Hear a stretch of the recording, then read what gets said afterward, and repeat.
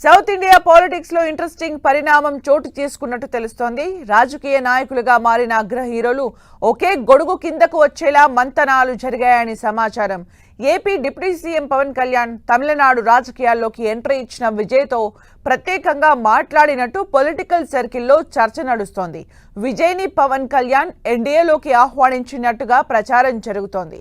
ఈ ఏడాది తమిళనాడులో ఎన్నికలు జరగనుండగా వస్తూనే అధికార పీఠాన్ని దక్కించుకోవాలని దూకుడు మీదున్నారు తమిళగ వెట్రి కజగం చీఫ్ విజయ్. అధికార డీఎంకే ప్రతిపక్ష ఏఐఏ డీఎంకేకి ప్రత్యామ్నాయంగా మారాలని చూస్తున్నారు. అదే దిశగా పార్టీని బలోపేతం చేస్తున్నారు.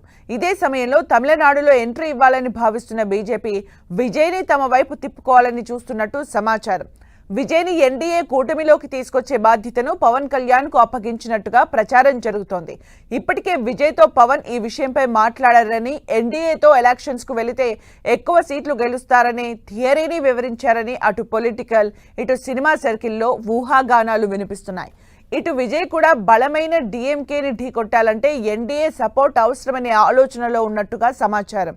అయితే తాను ఏ కూటమిలోనూ చేరబోనంటూ పదే పదే చెబుతున్న విజయ్ ఎన్నికల నాటికి ఏం చేస్తారనేది ఆసక్తికరంగా మారింది. మరోవైపు బీజేపీ నేతృత్వంలోని ఎన్డీఏలో మార్పులు చోటు చేసుకుంటున్నాయి. ఏఐఏ డీఎంకే మళ్లీ బీజేపీకి దగ్గరవుతున్నట్టుగా కనిపిస్తోంది. మొత్తంగా తమిళనాడు రాజకీయాల్లో కొత్త కూటములు, కొత్త వ్యూహాలు ఎలా ప్రభావం చూపుతాయనేది ఇంట్రెస్టింగ్ గా మారింది.